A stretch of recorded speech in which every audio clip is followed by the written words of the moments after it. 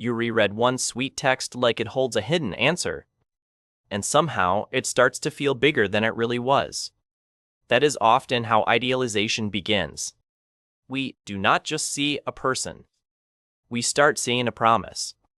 If you have ever fallen for potential as much as reality, this is about you. There is something tender in that. There is also something risky. By the end, you will understand why love can make ordinary moments glow. You will also see how to care deeply, without losing your sense of what is true. Here is what is really going on. We idealize people most when our heart wants meaning faster than trust can grow. Most people think idealization is just about being overly romantic. But usually it starts much earlier, in the quiet places where longing meets uncertainty and the mind begins filling gaps. When you do not fully know someone, your imagination steps in like a generous editor and smooths every rough edge. A delayed reply becomes mystery instead of inconsistency. A little warmth feels profound because your heart is already writing chapters the relationship has not lived yet. This happens because the brain dislikes empty space, especially in love where uncertainty can feel both thrilling and unbearable. So it connects dots quickly and builds a picture that feels emotionally true, even when it is incomplete. And this is the beautiful part. The same mind that helps you bond is also the mind that can accidentally turn hope into evidence. You can see it in small moments. Someone remembers your coffee order once and suddenly they seem unusually attentive, unusually safe, unusually different from everyone else.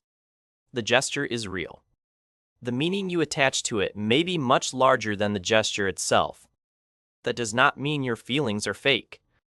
It means feelings are powerful storytellers, and they often speak before reality has finished introducing itself. A lot of idealization is really projection wearing a romantic face. You take your needs, your dreams, your old ache for closeness, and place them gently onto another person. Then it feels like you are discovering them. Often you are discovering your own hunger reflected back at you. Maybe you want steadiness, so every calm message feels like proof of emotional maturity. Maybe you want passion, so unpredictability starts looking like depth instead of simple inconsistency. Maybe you want to finally feel chosen, so small signs of interest become emotionally enormous. But there is a twist most people miss. Idealization is not only about what the other person does, it is also about the season of life you are in when they arrive. If you meet someone during loneliness, they can feel like relief. If you meet them after heartbreak, they can feel like restoration. If you meet them when your self-worth is shaky, they can feel like confirmation.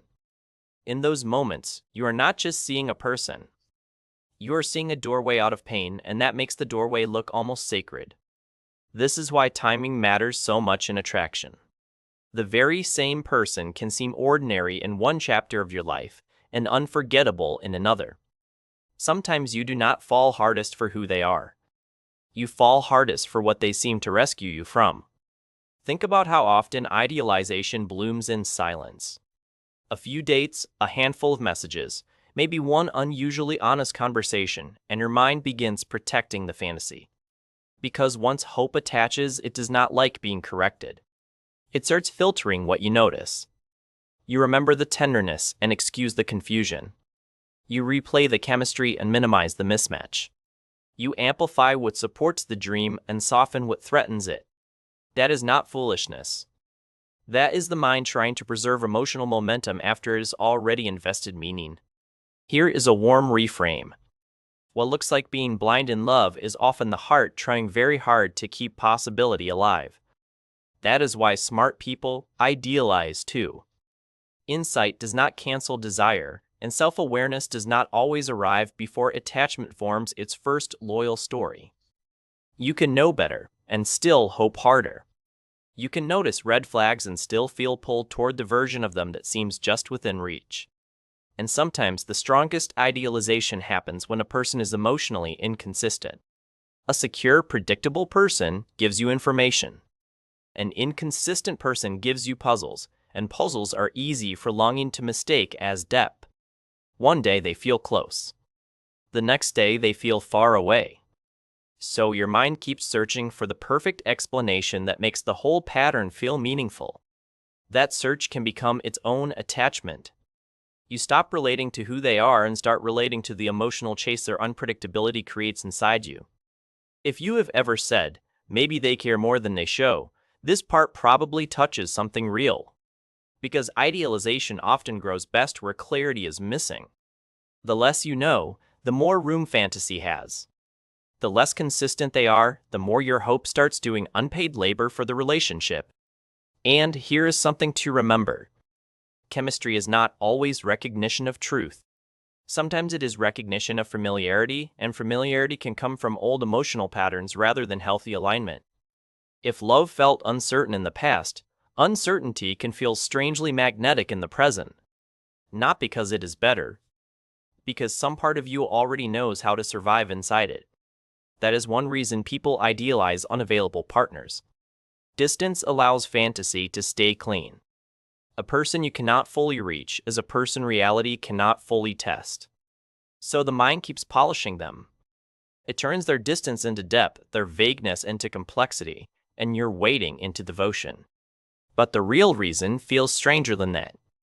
Idealization protects you from disappointment before disappointment even arrives. As long as you are in love with the imagined version, you do not have to face the ordinary limits of the real one. Real people are wonderful, but they are specific. They have habits, blind spots, moods, contradictions, and places where they cannot meet every need you hoped they would. Fantasy removes those edges. Fantasy lets you stay in a world where love still feels pure, total, and destined. That is why de-idealizing someone can feel like grief. You are not only losing your image of them, you are also losing the future your heart quietly built around that image. Maybe you pictured how safe they would make everything feel. Maybe you imagined being finally understood without having to explain every fragile part of yourself. Maybe you saw a love that would heal old disappointment simply by arriving. When reality interrupts that dream, the pain is not small. It can feel embarrassing too, which makes people cling even longer to the fantasy because letting go feels like admitting they were wrong. But you were not wrong for hoping. You were human in a place where hope and desire blurred the edges of what was actually there. This is where love becomes more honest. Real intimacy begins when admiration survives contact with reality instead of depending on distance from it. It is easy to adore a polished image.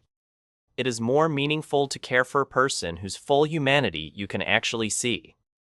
That means noticing how they handle frustration. It means watching whether their words and actions belong to the same story. It means paying attention to how you feel after spending time with them, not just how you feel while anticipating them. That last part matters more than most people realize. Anticipation can be intoxicating. It feeds on possibility, and possibility almost always dresses better than truth at first glance. But your emotional aftertaste tells a deeper story. Do you feel grounded, respected, and at ease? Or do you feel spun up, doubtful, and hungry for the next reassuring moment? One usually supports connection. The other often supports idealization. There is also a social side to this that we do not talk about enough. Movies, music, and love stories often train us to confuse intensity with significance and longing with proof. We are taught that if someone occupies your mind constantly, it must mean the feeling is extraordinary. But constant mental presence can come from anxiety just as easily as compatibility. Obsession is loud. Healthy love is often quieter in the beginning. It grows through repetition, honesty, and small consistent care that does not need dramatic lighting to matter. That can feel less intoxicating at first. It can also be far more nourishing over time. If this is sounding familiar, you are not alone, and I would love to hear which part feels most true for you. Sometimes the clearest sign you are idealizing someone is that you feel deeply attached to their possibilities, but vaguely unsettled by their reality. You admire who they could become. You defend who they might be. You wait for their better self to finally become the everyday self. And that waiting can feel romantic because it looks like loyalty. Sometimes it is actually a quiet refusal to accept what the present is already showing you.